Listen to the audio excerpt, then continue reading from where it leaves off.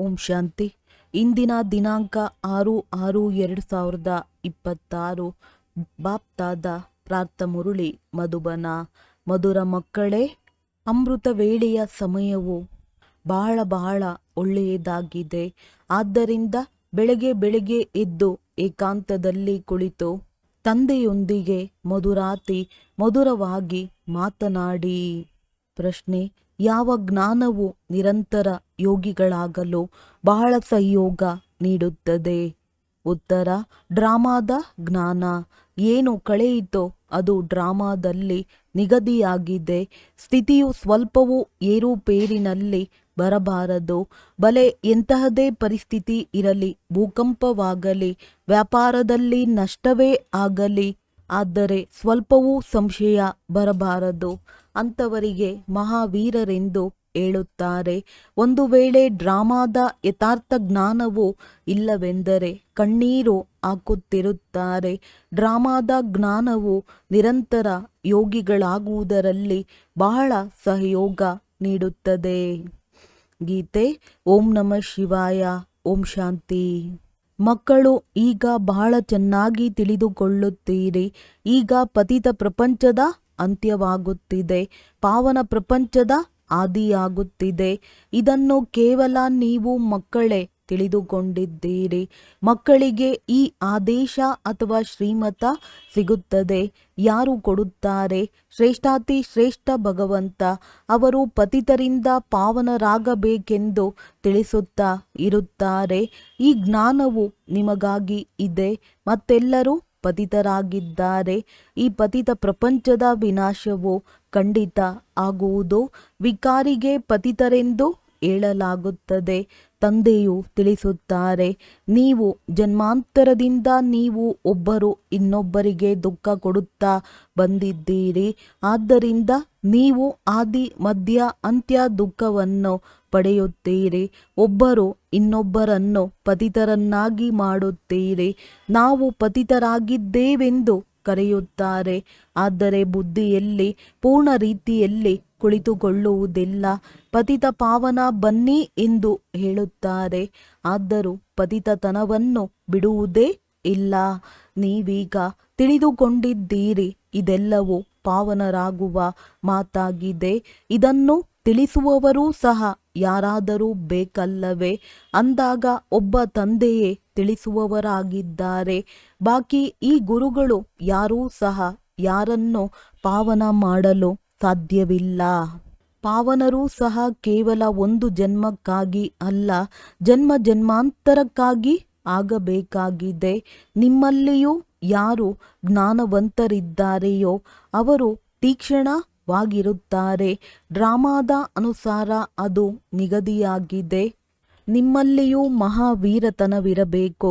ತಂದೆಯ ನೆನಪಿನಲ್ಲಿದ್ದಾಗಲೇ ಅದು ಬರುವುದು.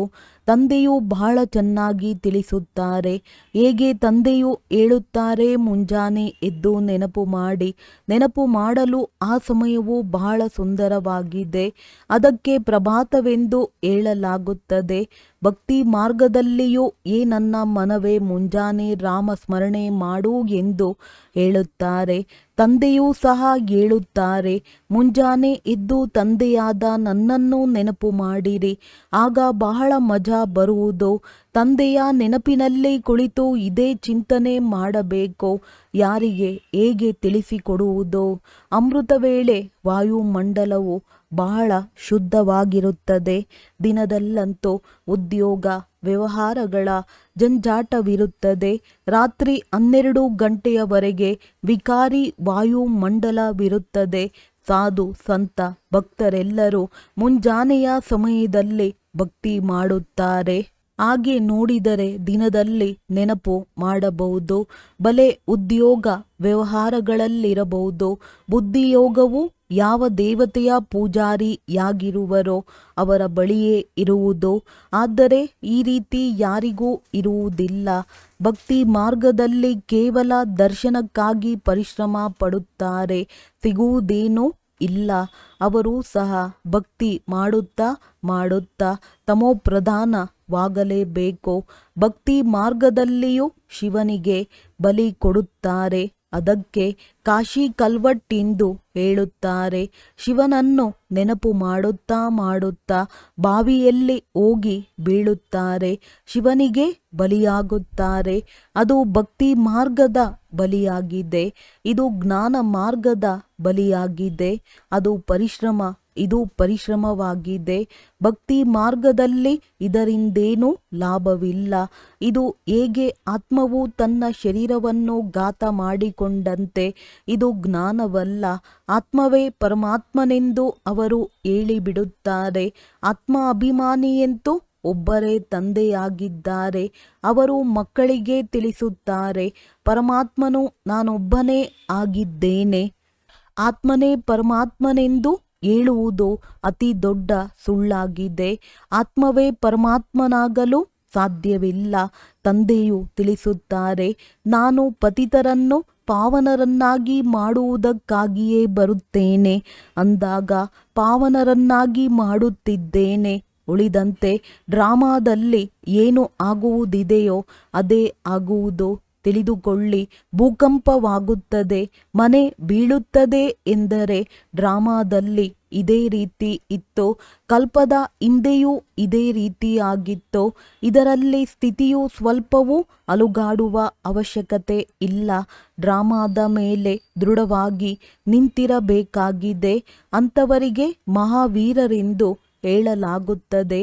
ಅಪಘಾತಗಳಂತೂ ಬಹಳಷ್ಟು ಆಗುತ್ತಲೇ ಇರುತ್ತವೆ. ಯಾರದೇ ರಕ್ಷಣೆ ಮಾಡಲು ಸಾಧ್ಯವೇ? ಇದಂತೂ ಡ್ರಾಮಾದಲ್ಲಿ ನಿಗದಿಯಾಗಿದೆ. ಡ್ರಾಮಾದಲ್ಲಿ ಇದೇ ರೀತಿ ಪಾತ್ರವಿದೆ. ಯಾರು ಡ್ರಾಮಾವನ್ನು ತಿಳಿದುಕೊಂಡಿಲ್ಲವೋ ಅವರು ದೇಹವನ್ನು ನೆನಪು ಮಾಡಿಕೊಂಡು ಕಣ್ಣೀರನ್ನು ಸುರಿಸುತ್ತಾರೆ. ಅವರೆಂದು ಶಿವತಂದೆಯನ್ನು ನೆನಪು ಮಾಡಲು ಸಾಧ್ಯವಿಲ್ಲ. ಏಕೆಂದರೆ ಶಿವತಂದೆಯೊಂದಿಗೆ ಪ್ರೀತಿ ಇಲ್ಲ, ಸತ್ಯವಾದ ಪ್ರೀತಿ ಇಲ್ಲ. ಇಂತಹ ತಂದೆಯ ಜೊತೆಯಂತೂ ಸಂಪೂರ್ಣ ಪ್ರೀತಿಯನ್ನಿಡಬೇಕು. ನೀವು ಕಲ್ಪಕಲ್ಪವೂ ಶಿವತಂದೆಯ ಜೊತೆ ಪ್ರೀತಿ ಬುದ್ಧಿಯವರಾಗುತ್ತೀರಿ. ದೇವತೆಗಳಿಗೆ ತಂದೆಯ ಜೊತೆ ಪ್ರೀತಿ ಬುದ್ಧಿ ಇತ್ತು.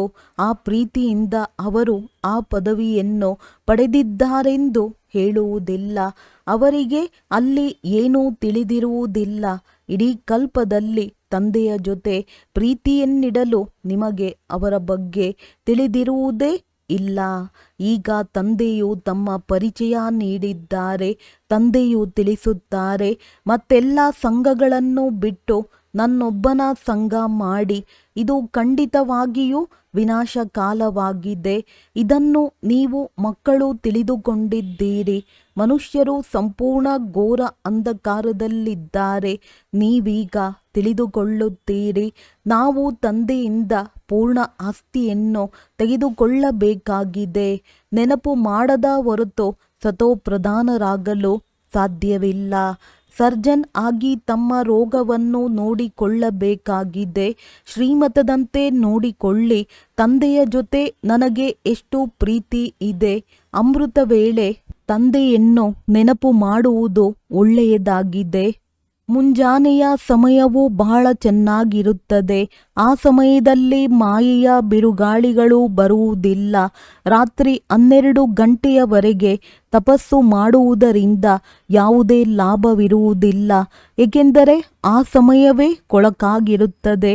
ವಾಯುಮಂಡಲವು ಅಶುದ್ಧವಾಗಿರುತ್ತದೆ. ಆದ್ದರಿಂದ 1 ಗಂಟೆಯವರೆಗೆ ಬಿಟ್ಟು ಬಿಡಬೇಕು. 1 ಗಂಟೆಯ ನಂತರ ವಾಯುಮಂಡಲವು ಬಹಳ ಚೆನ್ನಾಗಿರುತ್ತದೆ. ತಂದೆಯು ತಿಳಿಸುತ್ತಾರೆ, ನಿಮ್ಮದು ಸಹಜ ರಾಜಯೋಗವಾಗಿದೆ. ಬಲೆ ಆರಾಮವಾಗಿ ಕುಳಿತುಕೊಳ್ಳಿ. ಬ್ರಹ್ಮ ತಂದೆಯು ತಮ್ಮ ಅನುಭವವನ್ನು ತಿಳಿಸುತ್ತಾರೆ. ಹೇಗೆ ತಂದೆಯೊಂದಿಗೆ ಮಾತನಾಡುತ್ತೇನೆ ಎಂದು. ಬಾಬಾ, ಇದು ಎಂತಹ ವಿಚಿತ್ರ ನಾಟಕವಾಗಿದೆ. ತಾವು ಹೇಗೆ ಬಂದು ಪತಿತರಿಂದ ಪಾವನರನ್ನಾಗಿ ಮಾಡುತ್ತೀರಿ. ಇಡೀ ಪ್ರಪಂಚವನ್ನು ಹೇಗೆ ಪರಿವರ್ತನೆ ಮಾಡುತ್ತೀರಿ. ಬಹಳ ಅದ್ಭುತವಾಗಿದೆ. ಹೇಗೆ ತಂದೆಗೆ ವಿಚಾರಗಳು ಬರುತ್ತವೆಯೋ ಹಾಗೆಯೇ ಮಕ್ಕಳಿಗೂ ಬರಬೇಕು. ಹೇಗೆ ಮನುಷ್ಯರ ಜೀವನದ ದೋಣಿಯನ್ನು ಪಾರು ಮಾಡುವುದು. ತಂದೆಯು ಹೇಳುತ್ತಾರೆ, ಏ ಪತಿತ ಪಾವನ ಬನ್ನಿ ಎಂದು ನೀವು ಕೂಗುತ್ತಿರುತ್ತೀರಿ. ನಾನೀಗ ಬಂದಿದ್ದೇನೆ. ನೀವು ಪತಿತರಾಗಬೇಡಿ. ಪತಿತರಾಗಿ ಸಭೆಯಲ್ಲಿ ಬಂದು ಕುಳಿತುಕೊಳ್ಳಬೇಡಿ.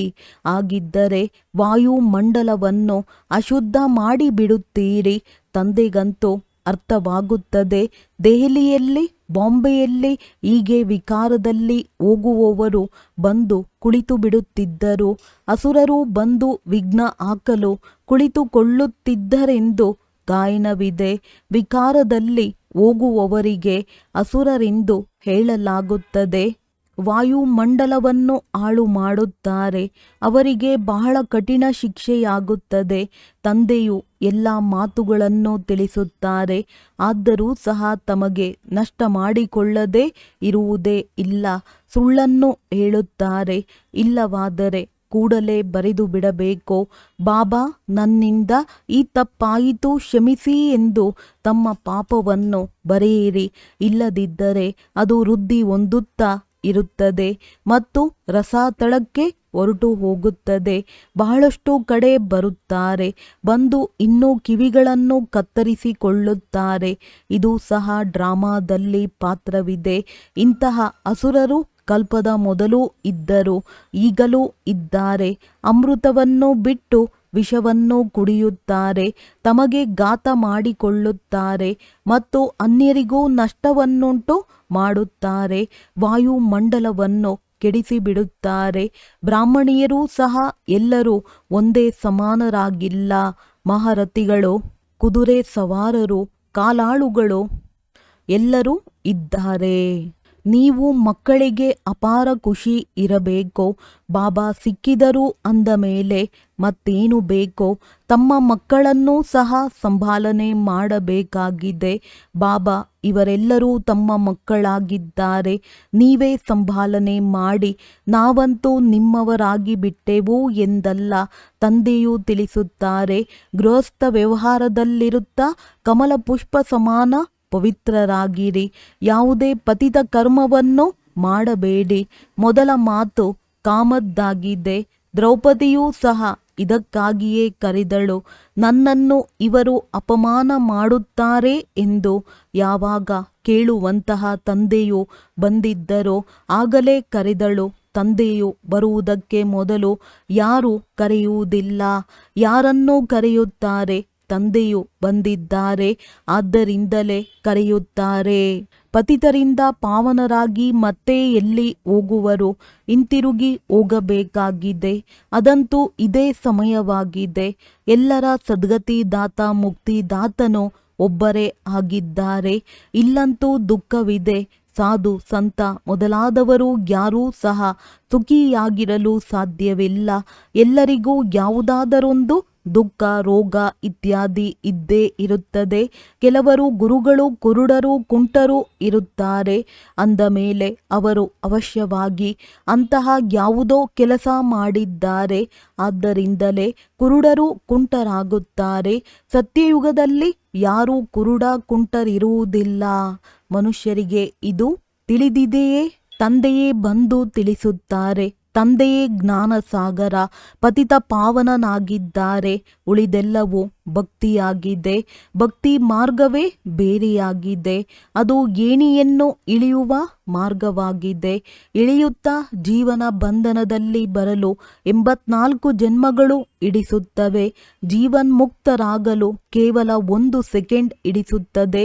ಆದರೆ ತಂದೆಯ ಮತದಂತೆ ನಡೆದು ಅವರನ್ನು ನೆನಪು ಮಾಡಿದಾಗ ಮಾತ್ರ ನಂಬರ್ ವಾರಂತೂ ಇರುತ್ತಾರಲ್ಲವೇ? ಬಾಬಾ ನಮಗೆ ಇಂತಹ ಶಿಕ್ಷಕಿಯರು ಸಿಕ್ಕಿದ್ದರೆ ಒಳ್ಳೆಯದು ಎಂದು ಹೇಳುತ್ತಾರೆ.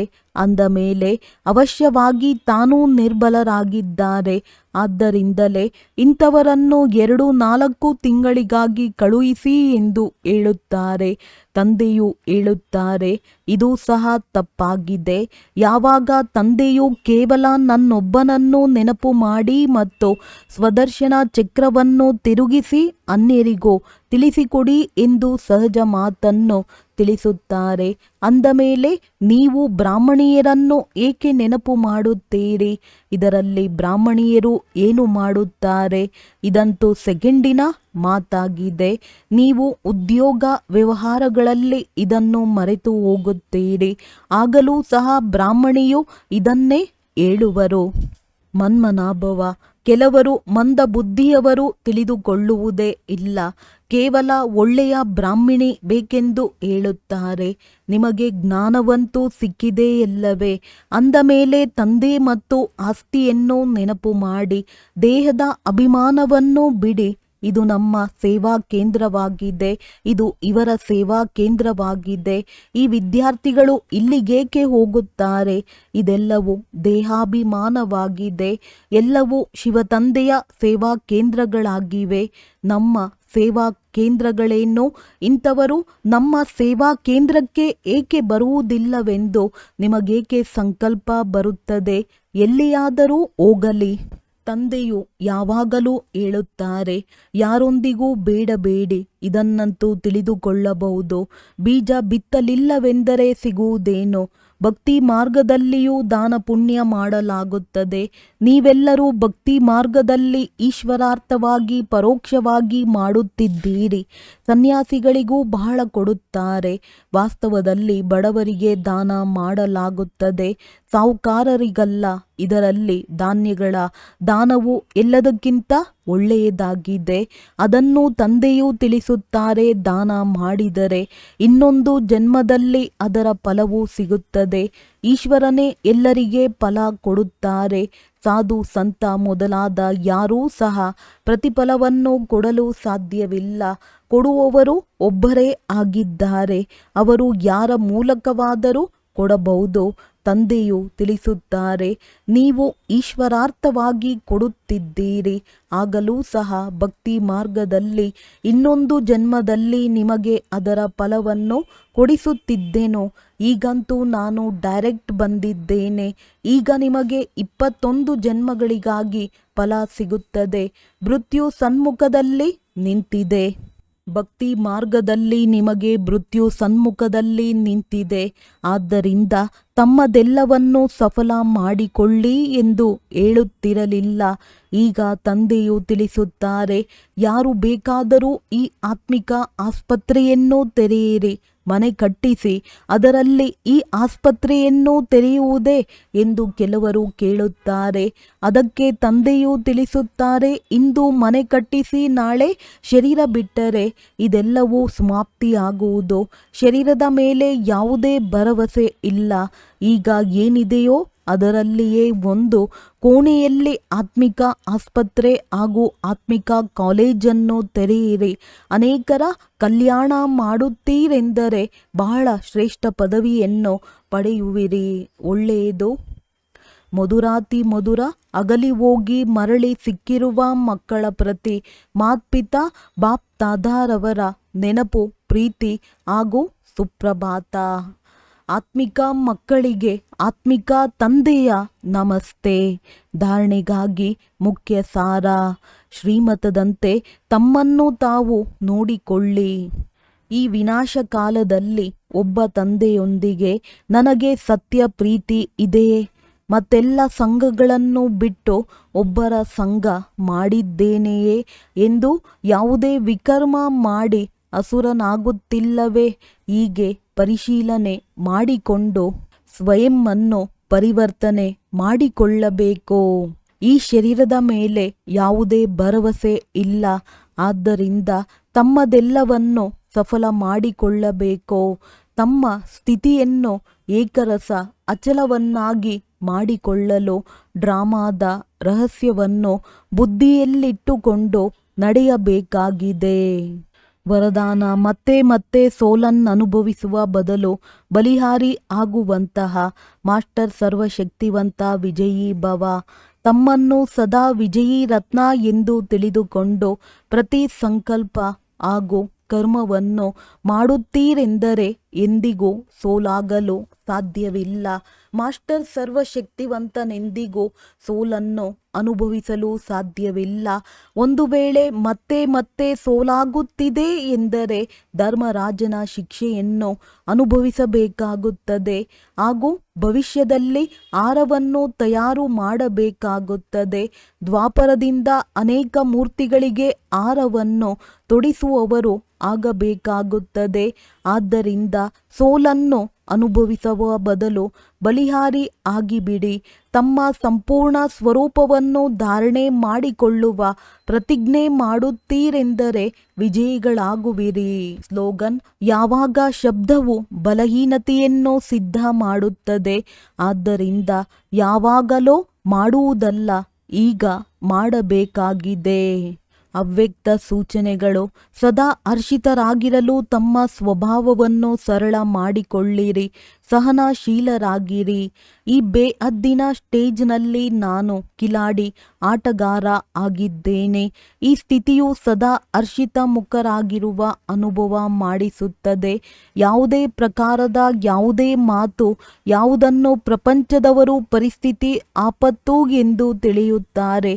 ಆದರೆ ಆಟಗಾರನಾಗಿ ಆಟ ಆಡುವವರು ಮತ್ತು ಸಾಕ್ಷಿಯಾಗಿ ಆಟವನ್ನು ನೋಡುವವರು ಇಂತಹ ಆಪತ್ತಿನ ರೂಪವನ್ನು ಆಟವೆಂದು ತಿಳಿದು ಸಹನಶೀಲತೆಯ ಶಕ್ತಿಯಿಂದ ಮನೋರಂಜನೆಯ ಅನುಭವ ಮಾಡುತ್ತಾರೆ.